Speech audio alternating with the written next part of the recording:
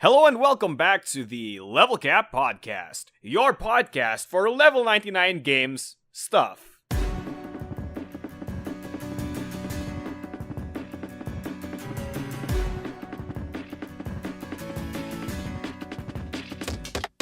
Yeah, cool stuff. This is good. This is an improvement over last week. Of course, because I am your host, Marco DeSantos, and with me is my fellow co-host, Brad Talton Jr., normal president of The Level 99 Games. normal president. Okay. The late Brad Talton. I'm 20 minminutes late today. I apologize. It's okay. I mean, the It's okay. fans... Just in time for our Halloween spooktacular. Ooh, spoofy. Maybe that's why you were late, because you were planning to jump scare me, and it kind of failed a bit, because I was expecting it. Because I was expecting you to come. Actually, still planning. Ah! Okay, that There kind you of go. worked. That kind of Aha! worked. See, I got you. Okay, alright. So, I'm not sure how jump scares work with just audio, but now you guys can probably... It'd be more of a shout scare, I guess. Yeah. Sorry for everyone's ears who got shouted. It's okay, because now they can rip that soundbite, and now they can prank their friends with the soundbite of board game designer Brad Talton Jr. screaming at them. That's true. Some of these days we'll have a Brad Marco soundboard. Let's not do that too quickly, though. Yeah, please. I bet the soundboard's gonna sound really interesting after the short story contest happens and we read the winner on this podcast. Oh my goodness. But yeah, we have a very, very wonderful docket for all of you guys tonight. Of course, we're gonna do some of the usual character of the week, some news, some questions, but we have a very special segment coming up for you guys. But before that, let's catch up a little bit. How are you, Brad, aside from being late? I'm doing well. Slipped in a little bit, but I was up late last night playing Crypt of the Necrodancer, and I live streamed that, so you can check it out on Twitch TV if you follow me there. And you can see me play through and talk about some of the aesthetics of the game and how I did on my different runs. It was fun. That red dragon was pretty tough, but I figured it out at the end. Ironically, or maybe coincidentally, I too played quite a bit of Crypt of the Necrodancer, and I guess that's a good segue for our next segment, which is Game Club. It's like book club, but with games. So for this week, we're going to be talking about Crypt of the Necrodancer, and this is going to be a new segment where Brad and I, both play a game, and maybe you guys we're going to announce the game in advance when this podcast comes out, so you guys can play the game for yourself and, listen to us muse about it, mechanics, aesthetics, game design choices, and so on and so forth. So Brad, can you tell us a little bit about how you felt about Crypt of the Necrodancer, just first impressions or something? Yeah. I mean, I really enjoy it. I think it's very good. I thought it was. For those who don't know, so this is a rhythm roguelike game. It's roguelike in that you move through a randomly generated dungeon, you fight monsters. It's rhythm based in that the turns are every beat, and if you miss a beat, the monsters will take a turn without you. And so to handle the rhythmic aspect of it, the game has been vastly simplified over other roguelikes. You attack enemies just by moving into range to attack them, and you can you acquire a bunch of different weapons, and the weapons just have different hit arcs. Mm-hmm. And so in this sense, it's a lot more like a shooter roguelike, like Gungeon or Binding of Isaac, than it is like a traditional roguelike such as, say, NetHack or Castle of the Winds or Dungeons of Dreadmore. Dungeons of Dreadmore. We should play that sometime. Well, let's not double up on the roguelikes up front. All right, fine. But yeah, it was really cool. What I think really makes it work is the real time aspect that makes it into a puzzle, and because it's you have to solve this rapid series of puzzles, and the game is changing every time. It stays interesting. The enemies are very atomic. They do one thing. And they're presented in a very, very nice way. You see an enemy, he does his thing, and then you're actually challenged with that enemy in the next scenario where there are 2 or 3 enemies at once, and you have to figure out how to solve all of them at once in the same time frame. And so that sense, it feels very much like a puzzle game. but also in the way the enemies are designed. Simply, it reminds me a lot of like Mario Brothers or Mega Man, in that the enemy, does their one thing. You see them alone, and then suddenly you see them again, but on moving platforms or with two other enemies in cohort. And you have to, adapt your strategy, the strategy you learned the first time around, to beat them in the second and third game.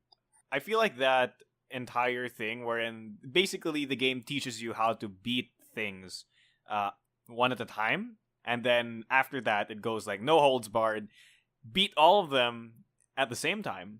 So I feel like that was a very, very cool thing that Crypto the Necrodancer did, because yeah, like you said, like it starts you off with like you meet one thing first and you have to do the same thing, but this time, changing landscape because there's now more enemies or something or other. I think my impression of Crypto the Necrodancer was initially very not good, because I don't know if you know this about me, but like I suck at rhythm games. Like I'm absolutely horrible. Like I tried playing O2 Jam Audition when I was a kid. Horrible, never really good at it. So what really makes, because I'm a quote unquote hardcore like roguelike player, and I really like the puzzle aspect of the games, because most roguelikes are essentially just overly complicated puzzles. That's essentially what they are. And the fact that I basically don't get the time to stand there and just think about what my next move should be is really interesting, but at the same time really frustrating for somebody who's used to the slower play experience, right? Yeah. Because again, Crypto the Necrodancer is basically a real-time game. And the thing that really makes this interesting, and I think was a very good design decision, was the fact that they unlock the Bard character immediately at the start. Like, if you really, really, really suck at the real-time gameplay, you can just switch to the Bard character, who basically doesn't have that entire real-time music part. Traditional roguelike. Yeah, it turns it traditional roguelike play. Yeah, it turns it into a traditional roguelike, but it keeps the music. So the Bard mode actually becomes a pseudo training mode for all of the other characters. And that's what I used it for, because Bard became training wheels for me. I ended up playing around like 3 to 4 hours of Crypto the Necrodancer. And around 1 hour of that was actually just playing Bard, so I could get used to the, how enemy patterns work, how the beats go, because every level changes the beat of the song, right?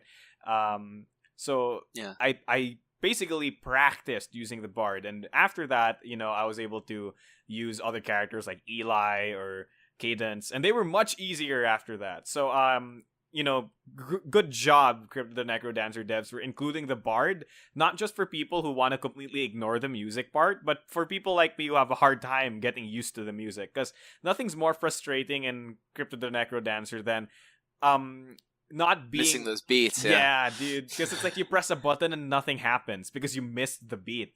So it feels very unresponsive, but I think the best part of the game is when you get into that groove and you don't miss the beats. It feels amazing. Like, as somebody who's not really into rhythm games, I love it whenever, like, when you play Eli, when you do like the drop bomb move away kick, or sorry, it's drop bomb kick move away. It's like it's very fun to do, and it feels good. It feels good when you hit those combos. Yeah. And, yeah. Well, I actually come from it the other direction. I was a really serious DDR player, Dance Dance Revolution, back in high school.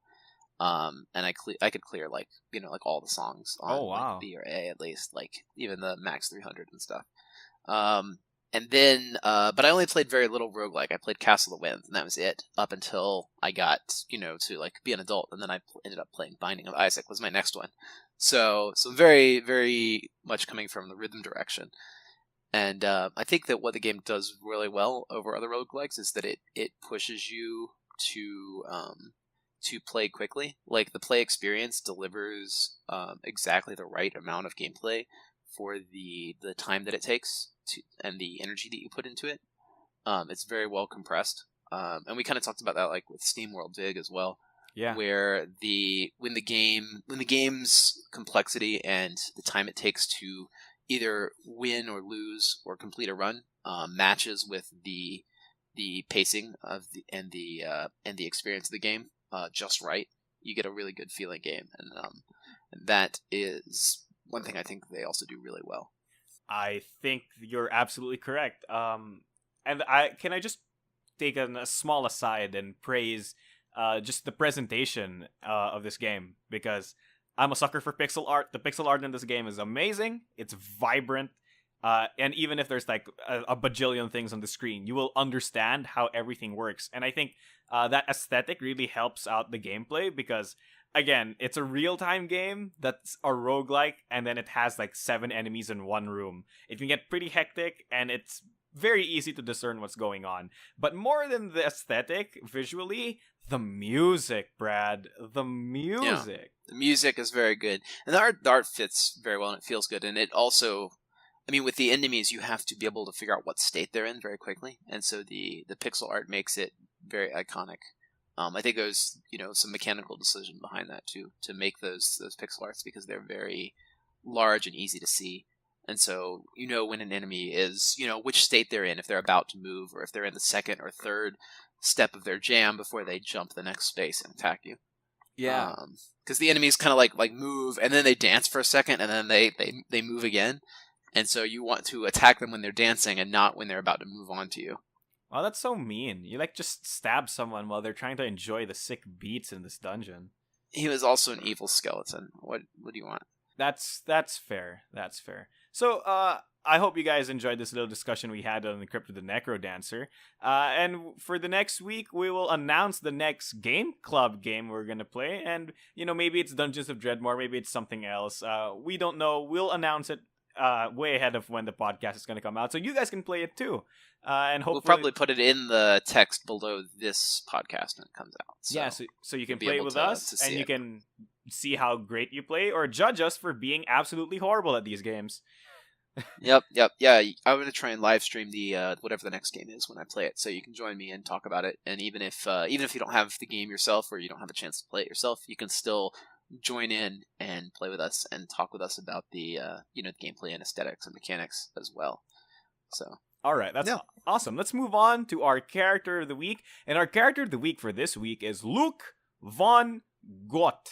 Is that how you pronounce that? Yeah. Yeah. I think you got it right. Oh, von Gott. Finally. So, Brad, can you tell us? It's not a hard one. Yeah, that's not a hard one. To be fair, it's not a hard one, because it's like it has way less consonants than many Indians' names. It's like, sometimes Indians' names have 3 random consonants in them, and I'm like, how do you pronounce any of these words? But anyway, tell us a little bit about Luke. So, what was the story? So Luke is a character who comes from Battlecon War, the first game in the series. He was a stretch goal character, and he is a time traveler from the past. He came from the Centennial War era, which is about 300 years ago in the world of Indians, and he is one of the 4 legendary heroes who went on a quest through the Dark Empire of Legion and killed Overlord Rexon. Now that country is known as Gesselheim, and now the Overlord Rexon has returned from the dead, courtesy of Hepzibah.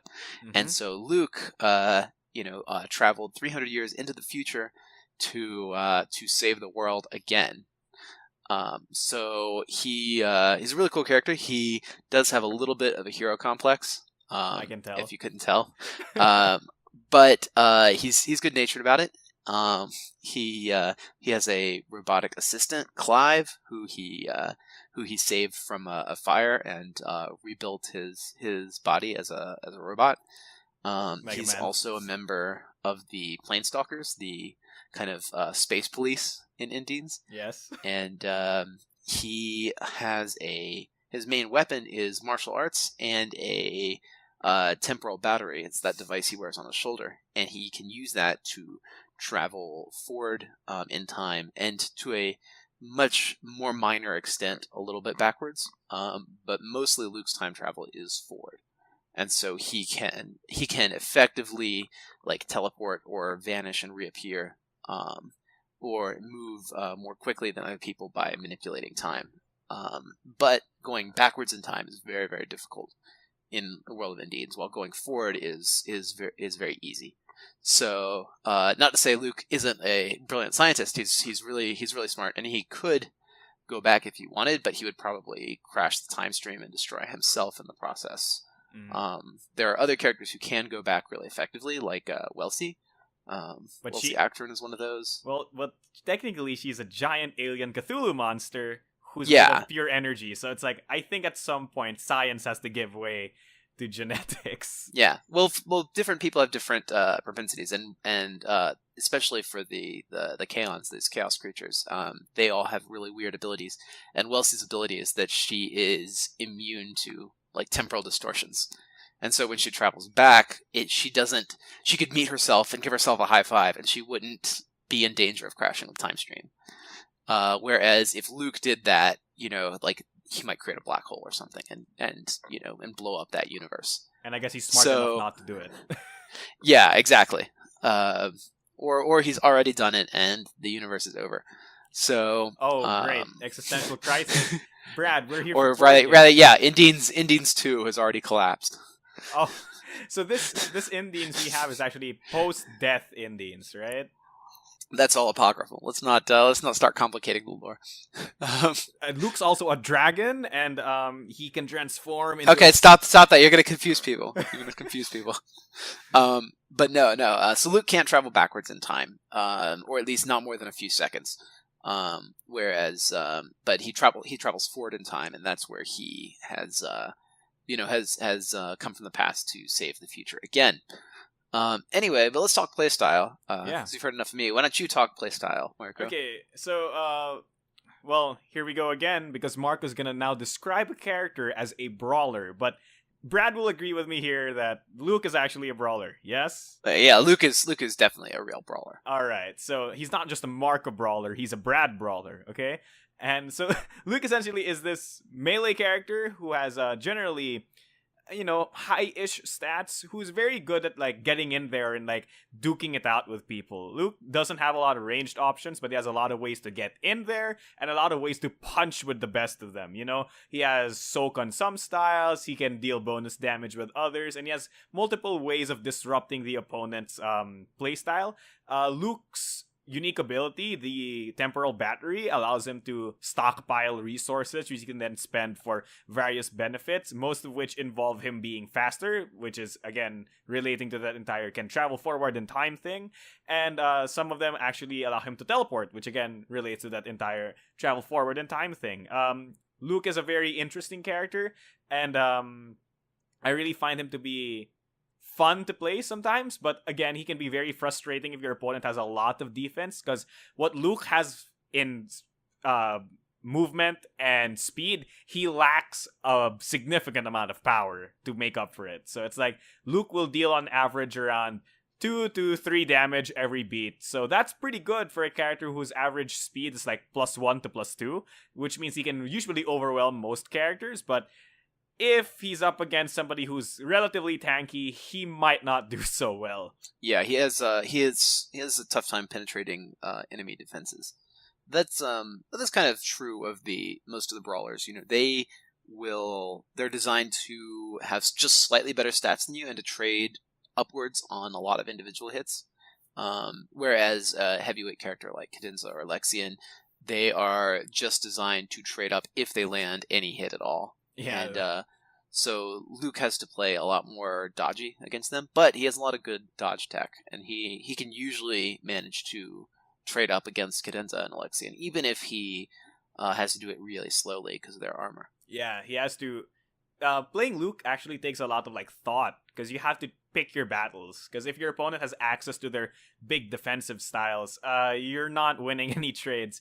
So you're not gonna try to go in and trade. You might as well play something like Fainting or maybe Eternal or something like that. So let's talk about some inside baseball about Luke. Can we talk about how Luke passed initial war testing? Yeah. So Luke was actually done a little bit late in the game, and this was, of course, before we had a really big playtesting community. So initially, Luke was very, very powerful and very difficult to defeat. Mostly because he was really safe, and his attacks like Chrono used to let him just walk past the opponent if he saw that he was going to get hit. His flash attack used to be a lot more dangerous. Yeah, because it Um, had and before activating advanced it had 1 like to 3 3. advanced, yeah. What? So it was a really super poke. And so Luke, had a lot of safety mechanisms, and this was kind of when we learned that that playing very defensively could be an extremely powerful strategy in BattleCon, and we hadn't really considered it in that point before testing. That like just doing 1 damage to your opponent and taking nothing was a viable strategy to win the game, and that was kind of what old Luke was capable of. Was that he could just refuse trades if they weren't in his favor, over and over and over again. So we took a lot of that out of his kit.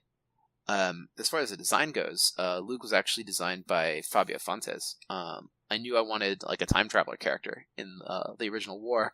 Fabio had seen me advertise on his website, and he's like, "Well, let me draw a character for you." And I said, "Okay, well, I have this time traveler guy. Why don't you draw him?" And he drew the first edition of Luke for BattleCon War, and that was how Fabio and I got started on our on our magical friendship of game design and artists Magical that brought friendship. you such games as Millennium Blades, My heart. I love and Millennium Pixel Blades. Tactics. Pixel Tactics, too. So Choice.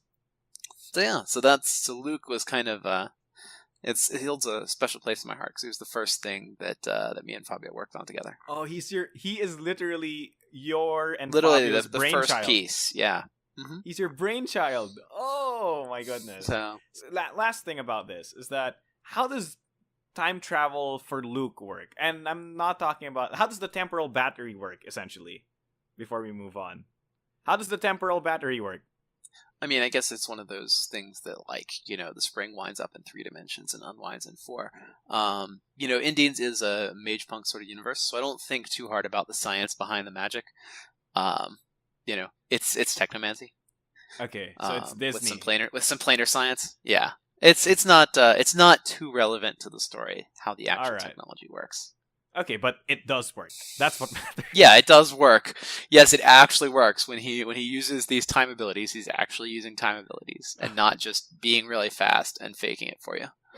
He's just really fast. He's like, "Oh, I have time travel," but no, actually, I'm just the Flash.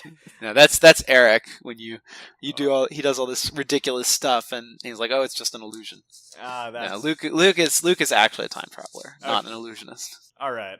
So that pretty much does it for our character of the week. I hope you guys enjoyed some lore, some mechanics, and some inside baseball on Luke Von God. Of course, if you guys want us to talk about any other character in the cast, or not just from War, but from Devastation, from Fate, we will talk about them and we will give you all the inside info and all the lore. Now let's move on to some 99 questions, which aren't 99 questions yet, but we're very, very slowly approaching Episode that point. 9, we're almost to 30. Yeah. This will be questions 25 through 27. And we're literally just like almost 1/3 there. So again, we will eventually reach the point wherein this segment's name will be actually accurate. So let's start it off with this one. One of the reasons to change how Force is acquired was that it was difficult to remember or keep track. So this was probably talking about how before Force was separate from the timer and now we have Force Timer, right? So have you explored utilizing a phone app to keep track of it? So will we ever have a BattleCon helper app? We've talked about it a lot. And I think that the main barrier holding us back is just that we want to integrate that with the website tracker, the match tracker for BattleCon Online. And I think mainly the thing is that it's such a small thing. I used to write apps, and I actually wrote like Magic Gathering life trackers and stuff. And I certainly could write a tracker for it. It just hasn't come up. It hasn't been a priority for us, and we're not a big staff. We have a couple guys, and we make games as fast as we can, and there's not a lot of time for a bunch of other things. So I'd have to hire someone outside to write a life tracker app, and I just haven't done that yet. Well, maybe instead of doing that, we can just go, "Hey, listeners, if any of you can code, make us a life tracker app." Yeah, that's true. That would work. That would work too, I suppose. Yeah, free. I mean, like, we'll I'd actually probably want it to be a web app. something that you can go to the web and get on your phone, and then we can upload it to the to Level 99 Games site, and we can make it plug in with the with a match registration for BattleCon Online, and that would be cool. And then we could start getting some real statistics on which characters are stronger and not in terms of everybody's everyday play. Yeah, and not just like, hey, this character is OP because I lost once. Next question. Do you ever expect to revisit previous characters with alternate kits other than promo characters? So this person's basically saying, do you ever plan to release a new character who's just an old character? So they're saying something along the lines of the Naruto Shippuden yeah, exactly. moment. Yeah. I think that that we've done it a little bit with like Magdalena. And Lim? There's like Cherry. Like Cherry and Lim are the same character after a time lapse. Same thing with like Magdalena is in War, and then there's a Magdalena boss version in Devastation. That's the same character, quote unquote, but with different kit.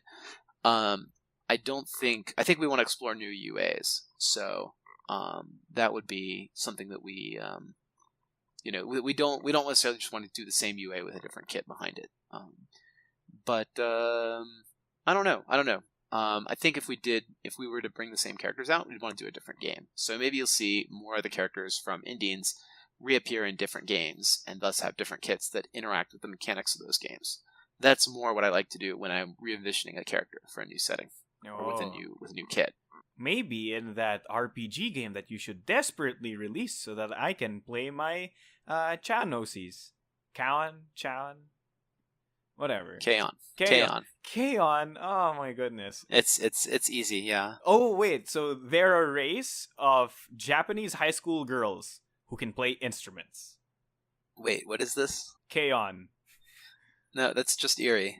Oh, well, we'll talk about Eerie some other time. And for the last question, to me, what makes BattleCon unique is the art, direction, and the style combining, the making attack pairs thing. So how did you decide on the art direction of the game, and how did you decide on the attack pair selection mechanic? Well, the art direction was really more out of necessity. When I first started Level 99 Games, I was very poor, and I only had about $2,000 to do all the art in the game, so I just found all the artists I knew in person who would work for like $50 a piece to do the game. So that was the initial art in the original version of War. After things were successful on Kickstarter, I ran into Nokomento, and I felt like her style was the ideal style for the game. So we got her to work full time on BattleCon, and that's where all the modern art came from. As far as the style and base pairs, I was actually playing BlazBlue, and in BlazBlue they have like light, medium, heavy attacks, and then everyone has like a special drive attack, which is different for their character. But it was the light, medium, heavies that kind of made me think, how are these characters, different? Because when you hit heavy attack with a character like Iron Tiger, he does a really close range, high damage punch. When you hit heavy attack with a character like Lambda, she shoots swords across, like halfway across the screen. And when you do it with Ragna, he does like a double slash that is a little bit longer range than Tager's, but roughly about the same damage. But he has a lot less life. But anyway, it made me think, we're all kind of doing the same things in a fighting game. We all have the same basic commands, but they execute very differently. The base roll of the attack is the same. Like a heavy attack has a slightly longer reach and a little bit more damage, but it's slower, whereas a light attack has less reach, but it's quicker. And I looked at those archetypes of attacks, and I said, well, each character just mixes them up a little bit, so why don't I try doing that mix and match in the cards? And that's how the style and base system came about. Oh, so did you ever consider alternatives, or was that like the core defining thing about BattleCon? Or were there... I think that was the moment it clicked. Yeah, it was when we saw style and base, and we saw that it worked. Originally, the characters only had 4 styles and like 5 bases, but they had everything every turn. And so that wasn't quite enough. We needed to keep the landscape changing to keep the game interesting. Yeah. And so that's where the cooldown came from. And so once we had style and base together, everything else kind of clicked from that moment. It was kind of that big aha moment, like with Millennium Blades, the real-time play kind of changed everything in our play tests. And so, that's, and you tend to find that big aha moment around, 15 or 16 versions in development. Wow. So it's that's long-term design, but it's served us well. And when you build a good system underlying your game, you can continue to to work on that base off of that strong basis for many years afterwards. And so I feel like that's kind of the way that I design is I spend a year or two building a good system, and then I can spend the next 2 or 3 years doing expansions and variants on that system. And it works out pretty well. I mean, BattleCon has held up pretty well over the past. Gosh, it's been like 6 years now. 4, 5, 6 years. Wow. Yeah, 6 since I started development. And wow, and I've been playing it for like at least 5. Wow, man, I love your game. Anyway, that pretty much does it for this. Thank you. I'm touched. And that pretty much does it for this 99 questions, which are 1/3 99 questions. And finally, we're gonna have some news 99. Brad, do you have any, special news for us? I mean, it's okay if you don't. Yeah, no, I do have some cool news. First off, if you're listening to this now, our custom costume contest is going on. You can design an alternate costume, which will be made public and available in April. So go to our website, check out the blog, the news section, and you can see the rules for that contest. I hope you all enter. It's pretty cool. After the Exceed Season 2 Kickstarter is probably going on right now. If you haven't seen Exceed, Exceed is kind of like I don't want to say spiritual successor to BattleCon. I guess it's like Guilty Gear to BattleCon's Blaze Blue. Oh, if that makes sense. Can I be honest? It's a secondary series. It uses the same baseline mechanics, but does it for a different, in a different style and different audience. If you haven't played it yet, I encourage you to check it out. It's a much lighter and kind of faster arcade paced version of BattleCon. So check out Exceed. It's super cool. Season 2 features the characters from 7th Cross, our upcoming big box adventure game. So this is the chance to be introduced to those characters, to see what they're all about, and to see some of that really cool art that Ian Olympia has done for us. He's really brought this game to life in an amazing way. I love the art. I love the art. It's so good. So good. Yeah. Other than that, as far as the news goes, we have a really cool new announcement for you on April 1st this year. So be on the lookout for that. It's going to be a lot of fun. So I will. I'll see you guys next week, and we'll talk more about cool stuff, and we'll let you know what our game club game is before then. Yeah, so we'll see you guys next week, and thank you so much for listening. Again, if you guys have any comments, questions, suggestions, please hit us up on all of our social medias, which will all be on the screen or in the description down below, and you can talk to us really, really, really easily. So again, like Brad said, we will see you guys next week. Bye. Yeah, leave us a comment. Bye-bye.